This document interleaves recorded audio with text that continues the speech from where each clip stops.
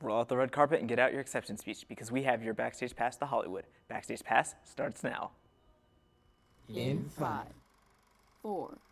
3, 2, Are you ready?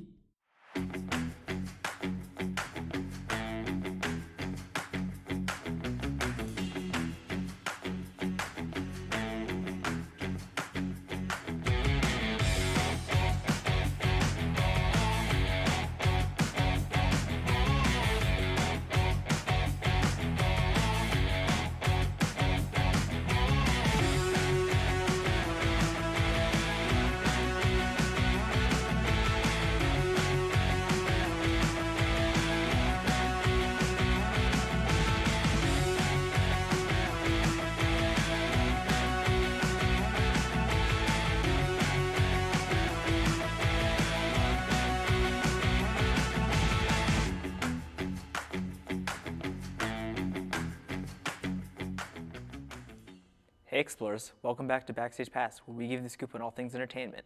My name is Lucas Alvin, and I'm wearing my pajamas that my Grammy made me. And my name is Patrick O'Hara. If you couldn't tell, we're having a sleepover for today's episode. And what would a sleepover be without a good movie selection? Luckily, Lucas and I have you covered with these movie picks because him and I have got to decide on a good movie to watch. Growing up, I always loved watching comedies. My favorite among them is the 1989 film titled UHF. The film stars Weird Al Yankovic, who plays the character of George Newman, a man so creative that his daydreaming prevents him from keeping a job. This all changes when, through a strange turn of events, he ends up as a manager of a dying TV station. Now in George's control of the station, he begins to gain a following through his cheaply produced content and air. However, the station's new and rapid success angers a bigger station who will stop at nothing to shut down George's station and reclaim their spot as most watched. If you're a fan of movies that are goofy and like parodies of pop culture, I highly recommend giving UHF a watch.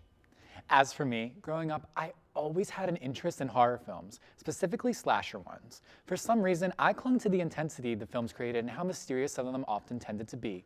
Well, if you're anything like me and enjoy the same, then I believe it's best that I recommend to you the 1978 classic Halloween. If you haven't watched it before, it is about a young babysitter named Laurie Strode, played by Jamie Lee Curtis, who ends up being stalked by a serial killer known as Michael Myers, who is played by Nick Castle, on Halloween night. He tracks down both of her friends before finding her and attempting to murder her once and for all. His psychiatrist, Dr. Loomis, played by Donald Pleasance, also tracks down Myers in an attempt to stop him from a vicious murder spree. Whether he makes it to time or not is for you to decide if you check out this classic horror film. Speaking of classic horror films, I'm a massive fan of the Universal Pictures monster movies. While all of them are worth watching, I would personally recommend starting with one of my favorites, the 1931 film Dracula, starring Bela Lugosi. The film is about, you guessed it, everyone's favorite vampire, Count Dracula, who mind controls British businessman Renfield, played by Dwight Fry, and turns him into his servant. Following this, Renfield makes arrangements for the two of them to travel to London, where Dracula goes to suck the blood of young women and do all of his vampire stuff. However, his continued tear towards a woman named Mina, played by Helen Chandler, results in her wealthy family bringing in vampire hunter Van Helsing, played by Edward Van Sloan. This leads to Dracula and Van Helsing's battle of wits. Who will win? You will have to watch and find out. Or you could just read Bram Stoker's 1897 book that the film is based off of. I don't really care. I'm just a man in my pajamas. Well, Lucas, I like books, especially fairy tales, with all the happy endings. Well, once upon a time, in a land far, far away, there was a big green ogre in luxurious green swamp. Sound familiar? I'm talking about the Shrek series. While the original 2001 film is an utmost classic that introduces the characters Shrek, played by Mike Myers, Donkey, played by Eddie Murphy, and Fiona, played by Cameron Diaz, to their large audience, the 2004 sequel is my personal favorite. Shrek 2 follows Shrek, Donkey, and Fiona to far, far away land, where Shrek intends to give Fiona's father's blessing to her hand in marriage. Only one issue, though. Her father is human and the king of far, far away land, and he does not approve of Fiona's marriage to Shrek. This sequel introduces the fairy godmother, played by Jennifer Saunders, and Prince Charming, played by Rupert Everett, to the story in which they attempt to get in the way of Shrek and Fiona's relationship. And spoiler alert, Jennifer Saunders' character delivers an iconic performance of holding out for a hero. I need a hero towards the end. I used to love rewatching this movie over and over again when I was little, especially for the big finale at the end. And speaking of Eddie Murphy, as a kid I was also a huge fan of The Haunted Mansion, starring Eddie Murphy himself, Marsha Thomason, and even Jennifer Tilly as Madame Leona. This film joins the Evers family as they travel to the mansion in hopes of selling the mansion. However, when they arrive, things aren't all that they seem. In fact, the Evers soon realize that the people in the mansion are merely ghosts, and they're after Sarah Evers. The movie is rather comedic and is full of lots of great scenes. Also, Eddie Murphy's character, Jim Evers, makes the movie a great watch. If you haven't checked it out already, then I suggest doing so. Another film I would suggest is the 1986 film Labyrinth, directed by Jim Henson and produced by Henson Associates and Lucasfilms. The film is about a teenage girl named Sarah, played by Jennifer Connelly, who accidentally wishes her baby brother to be taken away by the Goblin King, Jareth, played by David Bowie. In order to get her brother back, Sarah must navigate a labyrinth in an unfamiliar world and reach Jareth's castle in 13 hours, or else her brother will forever be turned into a goblin. This film is a fun and whimsical adventure that is perfect for all ages to check out. Oh, and shout out to David Bowie's pants in the film. Those that get it, just get it. And the girls that get it, get it. Do Revenge was another film I also really enjoyed. This 22 film, starring Camila Mendes and Maya Hawke, features two young girls who team up to take action against their classmates who had done them wrong. However, there's a plot twist you may or may not see coming. Personally, I really enjoyed the vibrant colors portrayed in this film, but I also enjoyed the acting skills of Hawke and Mendes. I love all this talk about movies, so let's keep it going with a segment from our other third host and producer, Kayla McCrae. Take it away, Kayla. Hey guys, it's your third Backstage Pass host, Kayla McCrae. Welcome to the Sleepover. As you can see, I'm in my bedroom. As you also might know, I'm the movie guru of the group, and I've seen many movies in my day. So today I thought I would introduce to you some movies that I think fit sleepover vibes, or at least my kind of sleepover.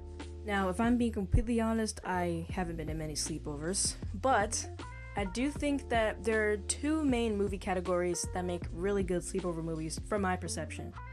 So those are funny movies and scary movies. I'm here to highlight some other movies that you may not have heard of, okay? So my recommendations are 1999's Jawbreaker, 1989's Earth Girls Are Easy, 2004's Saved, and 2023's Bottoms. So, in my eyes, Jawbreaker is kind of like Mean Girls before Mean Girls, okay? So, the plot of Jawbreaker is that these group of popular girls accidentally kill one of their friends with a jawbreaker. And so, the main queen bee of the group, Courtney Shea, tries to cover it up by any means necessary. You know, I liked it. I liked the movie. You know, it's camp, it's colorful, it has a Pam Grier cameo. I love Pam Grier. And the fashion is totally on point. The movie Saved also came out the same year as Mean Girls, so that might be the reason why it's a little bit overshadowed by it, in my opinion. So this girl named Mary, played by Jenna Malone, goes to an all-Christian high school. She's a good Christian girl, she has a good Christian boyfriend, good Christian friends, and her life seems really put together. But then she finds out that her boyfriend is actually gay. In order to help cure him of his gayness, the two of them do the thing. She gets pregnant by him by total accident. So her life begins to fall apart a little bit. You know, she starts hanging out with the rebellious non-Christian girl Cassandra and her non-Christian boyfriend. He's played by Macaulay Culkin. He's really funny in this movie. She begins to question her faith a little bit, and her Christian friends also begin to turn on her. So I really like this movie because it makes fun of Christianity in a way that's not totally malicious, and it makes the point that you don't have to be perfect to be a good Christian, you know? Okay, so now to Earth Girls Are Easy. So that movie is iconic, and I know I said that Jawbreaker was camp, but this is also extremely camp. It's got crazy aliens, crazy props, colorful like music video level visuals, and friggin' aliens, okay? So the main character, Valerie, played by Gina Davis, love her. So she's a nail tech in Los Angeles. She's about to get married to her doctor boyfriend, but he totally sucks because he cheats on her. But then, get this, okay? Aliens from the planet Jazala crash land into her pool. And who are these aliens, you might ask? Jim Carrey, Damon Wayans, and Jeff Goldblum. So they get a makeover, and it's giving massive energy. And they hit the Los Angeles dating scene and embark on crazy hijinks with Valerie and her friend slash boss, Candy. Have you ever heard of Rocky Horror Picture Show, first of all? If you have, the only way I can describe this movie is that it's a 80s Barbiecore version of that movie. So please check it out. I love this movie a lot. So last movie in this category is 2023's Bottoms. So Josie and PJ, played by Iowa Debris and Rachel Sennett, are these two high school loser lesbians who really want to do one thing: hook up with pretty girls. Naturally, they start a fight club because, in their logic, fighting equals horny equals hookup. The jokes admittedly didn't hit like I thought they would, but I still think you should check it out because, you know, like the others, it's camp. It's just kind of insane. If you like insanity, then just check it out. I think you'll like it. Alright, so now let's get on to the scary stuff, starting with 2022's Pearl, which is actually a prequel to the movie X that came out the same year and starring the same person, Mia Goth. And what this movie is basically about is Pearl's descent into murder and madness on her family's farm in 1918 Texas. So it made a mark on the internet for a reason. It's really interesting. Pearl as a character is so intriguing, and the movie itself is just really unnerving in all of its technicolor glory, you know? And it has iconic one-liners. Next on the scary sleepover movies list is 1996's The Craft. It's about witches. I like witch movies. So, a group of 3 teenage witches at a Catholic school start a coven with newcomer Sarah, and they use their newfound powers to basically torment and get revenge on all who have wronged them in the past. So, of course, there are things that I wish were different about this movie, but, you know, it's iconic in its own right. It's spooky, the fashion is really good. The actors also did a really great job. Fairuza Balk, of course, Rachel True, Robin Tooney, Nev Campbell. It makes for a really good sleepover movie because there are a lot of slumber party-esque scenes in the movie, if I'm being honest. So, those are some of my film recs. Try playing these at your sleepover next time and see how it goes. Now, let's go back to our sleepover and go back to Lucas and Patrick in the studio. Thanks, Kayla. Now let's flip the script and talk about music in film. And if we're talking about music in film, then I have to make mention of music videos. To start off, my favorite music video to recommend to people is Obscure from the Japanese band Dern Gray's 2003 album, Vulgar. This music video haunts my nightmares, and I don't think I'll ever be able to explain what is actually going on in this video. And based on the censored graphic you see, I'll have to give a disclaimer and ultimately say that, yeah, this music video contains nudity, gore, and literally everything else. Backstage Pass is not responsible for the nightmares you will get for viewing it. You've been warned. Yeah, and Lucas, you've been warned for mentioning such obscure content. Well, actually, I lied. Although I didn't mention it earlier, the kind of hauntingly obscure animated 2009 film known as Coraline is one of my all-time favorite movies. But not just for its incredible storytelling and great adaptation from book to movie, the soundtrack of this film is what makes it so incredible. While the songs don't really contain any words, the score does an excellent job of indulging in the haunting and eerie atmosphere the film showcases. Also, shout out to the Children's Choir of Nice for creating ever so memorable end credit song. It oftentimes creeps up on my mind and I find myself humming it every now and then. I'd be insane if I didn't mention my favorite film scores ever, those being from the Star Wars series, by composer John Williams, who never fails to entertain me, and the songs in these films are no exception. The emotions they bring to each scene are truly like no other film score, and even outside of the movie, all of the songs are great to listen to. Duel of the Fates, The Imperial March, and Cantina Band are just a few of my favorite songs that I would recommend. I'd also be insane if I didn't mention Disney's incredible soundtracks. Growing up, I found myself loving soundtracks for Disney's Frozen, Encanto, and so many more. However, Disney Channel's original soundtracks don't seem to get enough appreciation. For example, Lemonade Mouth is an iconic Disney Channel original movie that spawned some pretty iconic songs. Adam Hicks, Bridget Mendler, Naomi Scott, Blake Michael, and Haley Kiyoko turned up the music to quite a few songs on this soundtrack, such as Determinate, More Than Just a Band, She's So Gone, and even Turn Up the Music.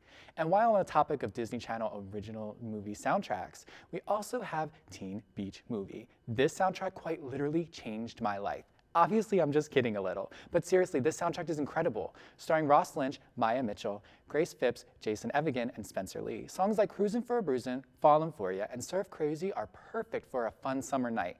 Personally, I was obsessed with Fallin' for Ya by Grace Phipps growing up, so if you haven't heard that one, tune in and join me as one of the coolest cats in town. And yeah, that was a pun.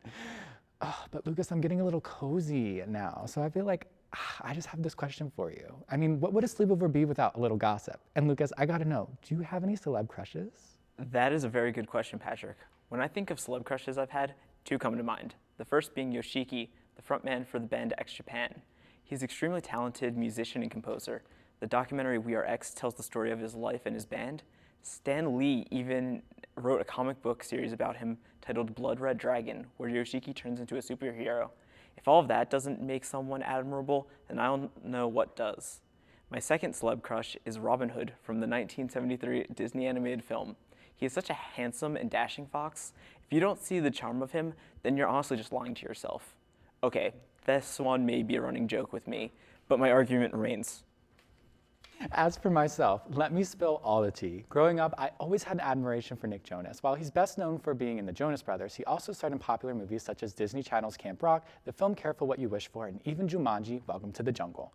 But of course, he's not the only actor I had a crush on growing up. I also found Mason Gooding to be, and spoiler alert, rather attractive. He's best known for his roles as Chad Meeks Martin in Scream 5 and 6, but he also starred in the 2019 film Booksmart and 2022's Fall.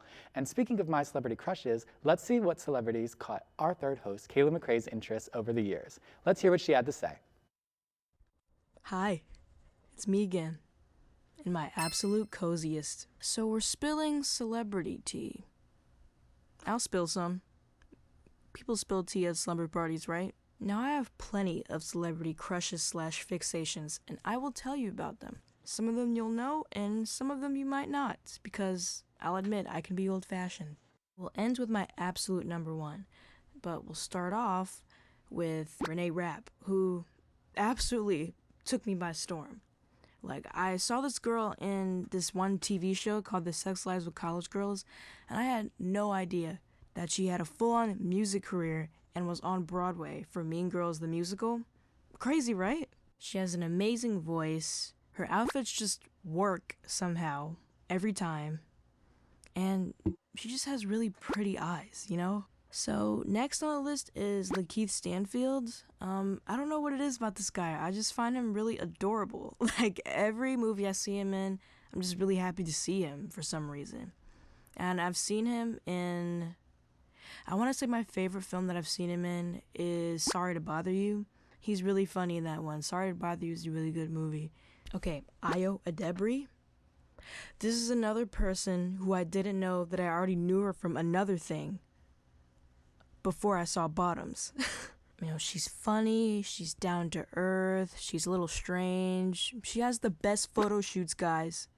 The best ones. And she's just a very beautiful woman. I think if we met, we'd get along very well. Okay, Sigourney Weaver. Holy cow, she's so cool. I mean, I've seen her in Ghostbusters before, but when I saw her in Alien, like, it changed me. She played that role so well. It recontextualized every other role that I've seen her in before I saw Alien. Yes, she is the iconic Ellen Ripley. I have so much Ellen Ripley merch in this room, you can't even see it right now, but there's a lot of it in here. We have finally reached my number one. And my number one is the one and only Gina Davis. So I saw her in Beetlejuice as Barbara Maitland, the ghost lady, and that high-key changed my life because I suddenly found myself watching everything that she's ever been in simply because I was just so enamored by everything about her. She's beautiful, she's an amazing actress, and has been in a bunch of cult classic movies like Earth Girls, which I mentioned earlier, and my favorite movie of all time, Thelma and Louise, and she's also an activist. So, you know, doesn't get much better than that. So that was the celebrity tea that I spilled. So let's go back to Lucas and Patrick in the studio. Not gonna lie, that was some boiling hot tea, Kayla. Also, great choices, might I say. But with choices in mind, Lucas, we still haven't decided on a good movie to watch yet. Now, I know you like to play video games, so I'm wondering, are there any video game movies that you know of? Well, luckily for you, I do. The Super Mario Bros. Movie from 2023 was a great game-to-movie adaptation that I thought was done rather quite well. Starring Chris Pratt, Jack Black, and Anya Taylor-Joy, Plumber brothers Mario and Luigi find themselves stuck in the world of the Mushroom Kingdom. Luigi, however, finds himself captured under Bowser's reign, who is the antagonist in this film. In hopes of saving him, Mario teams up with both Toad and Princess Peach as they journey throughout the Mushroom Kingdom. Watching this film actually reminded me of playing some of the classic Mario games like Super Mario World and even Mario Kart. The film also did a great job of combining all the elements that make Mario. Well, Mario. But speaking of classic video game characters, meeting a video game to movie adaptation, Sonic the Hedgehog received a film in 2020. The film features James Marsden and Jim Carrey as Sonic finds himself on Earth while trying to take down the supervillain Dr. Robotnik, otherwise known as Dr. Eggman. Prior to its release, though, the film received some negative feedback towards how Sonic was animated, leading the studio to change its animation to something that looks more like the classic games. The film also received a sequel in 2022. If we're talking about video games, it would be a crime not to mention Resident Evil series. The games create an atmosphere that closely resembles a film, so much so that in 2002, the games actually did receive a film adaptation. And somehow, we still haven't decided on a movie to watch yet. Maybe we should get some recommendations from the students here at LaSalle University? Let's hear what their favorite movies are on this installment of Backstage Asks. Hi everyone, and welcome to Backstage Asks. I'm here with two of your favorite hosts. Kayla McRae. Lucas Alvin. And I'm your favorite, Patrick O'Hara. You guys, what are we out here asking the students of LaSalle today? I can't quite remember. Favorite movies, duh. Oh, Patrick, you wrote the questions. Did I? Yeah? I don't remember. Well, anyways, off topic. But let's go see what the students of LaSalle had to say, shall we? So, what's your name? Sarah. Hi, Sarah. So, let's ask the question of the day. What is your favorite movie? Okay, so I have two that are tied for first place. The first one is 10 Things I Hate About You. Oh my god. And the second one is Warm Bodies. Wait, that sounds so familiar. Who's in it? I don't know who's in it, but it's like the zombie one. It's a zombie movie? Yeah, it's like, this is kind of a spoiler, but it's like a zombie who falls in love with a human, and he turns into a human. Wait a minute. His emotions, like his heart grows, and his emotions are like... Okay, wait, I think I know exactly what you're talking about now. I've heard of that movie. Yeah, it's so corny, but like I cried every time during that movie. Hello there, what is your name? Name's Dango. I work behind the scenes like a show. Yes, I know. I don't even know why I asked your name. I know who you are. But I love it. I have to ask, what is your favorite movie? I've seen quite a few movies over the years, but one was that stick out is High School Musical. I've seen it several times over the years. So it's this basketball lover who meets this little girl. They both love to sing, but they start out really shy. But they once come out on the show at a New Year's Eve party and really get to show it throughout the movie. It's just that with other classes and the basketball games, it's really hard for them to be together. But they find a way. Hello, what's your name? My name's Kushi. So, what's your favorite movie? My favorite movie is Inception. Really? Can you tell me more about it? No. So, what's your name? My name is Steven Seegers, and my favorite all-time Christmas movies of all times would be Elf. Elf? Yes, I'm okay. I guess I could make an act to the Elf. I'm singing. My name is Steven Seegers, and I'm singing. Hey. I love Elf, dude, and that was a really good reference. Oh, I have a favorite Tyler Perry movie. Oh, spill. Oh, my all-time favorite Tyler Perry movie is Why Did I Get Married? Oh my God, I know that one. She like, can you do that? Can you write a check? Can you do that? Can you write a check? He's like, oh yeah. She's like, I got Fried Brothers just waiting. Hello there, what is your name? My name is Melanie. Nice to meet you. I mean, we've had you for the past few shows, so it's nice to see you. What is your favorite movie, your all-time favorite movie? Well, you can't add all time because I already had a really hard time deciding, but I think if I had to pick right now, I would say the Avatar movies because the new one just came out over last summer, I think, and they're just so cool. The CGI is so good. They're action-packed. There's like, you know, ushy-gushy moments, and so good. They're very emotional too. They are emotional. You would think that it's just all action, but it's more than that. Hey Hannah, what's your favorite movie? Everything Everywhere All at Once. Can you tell me a little bit more about that? You know, love the Asian generational trauma. I think it's a weird movie. I like weird movies. Sounds valid. Anything about it in particular that stands out to you? I think it's cool, and I think it's really unique. I don't see a lot of movies like that these days. I feel like it's a lot of remakes recently, so I think it's nice to have a unique movie out there, and it's just, as an Asian American, I really resonate with it. Representation, very important. Hey, Maddie, nice to have you back again. Thank you for having me. Yeah, so we're asking people what their favorite movies are, so what's yours? My favorite movie is Princess and the Frog. Oh my god, wait, that's such a good pick. What do you like about it? I love everything. I love the love story. I love how hardworking Tiana is. I love how they come together in the end.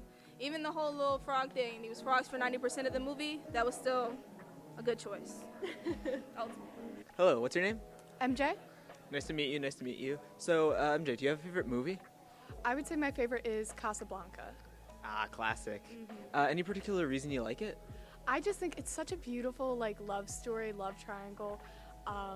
And, like, it's a happy ending if you, like, think about it, but it's not, like, the ending some people want. I think it's just, like, such a beautiful story. Awesome, awesome. I'll definitely have to check it out at some point. Yeah, you will. Yeah, you will. Oh my gosh, it was so excellent hearing all of the students of LaSalle's responses to what their favorite movies are. Great selections, great choices. Gotta check them all out. Haven't seen half of them, but the ones that I did see, ahead of their time. And Kayla, what are your favorite movies? Okay, so fun fact, my two favorite movies are directed by the same person, and that would be 1979 Alien and Thelma and Louise from 1991. All-time favorites. I love them. We know you do. And Lucas? My favorite movie of all time is The Frankenstein. It's such a great movie. Ahead of its time. Really ahead of its time. It is. Both of them are ahead of its times. My personal favorite movie, though, Coraline. Excellent, classic. Watch it. Doesn't need to be Halloween. If you haven't seen it, please go watch it. Great movie. Anyways, you guys want to head back to the studio with all three of us? Yes. Let's do that. Let's go. Honestly, those were some pretty great choices. And although Lucas and I may have not decided on a particular movie selection, I think we learned a lot today from all kinds of movies, right? Yeah, definitely. Well, it's the end of today's show. Gosh, I wonder how our viewers perceived our stories, thoughts, and opinions about all the content we covered today. I wish there was a place they could connect with us. Luckily, you can through our social media. Get out your phone and follow us on these various platforms seen on your screen. Give us a follow, leave us a comment, and let us know if you have any suggestions. Have a good night from all of us here at Backstage Pass. I'm Lucas Alvin. And I'm Patrick O'Hara. As Lucas and I settle into our sleepover, we'll see you next time on Backstage Pass.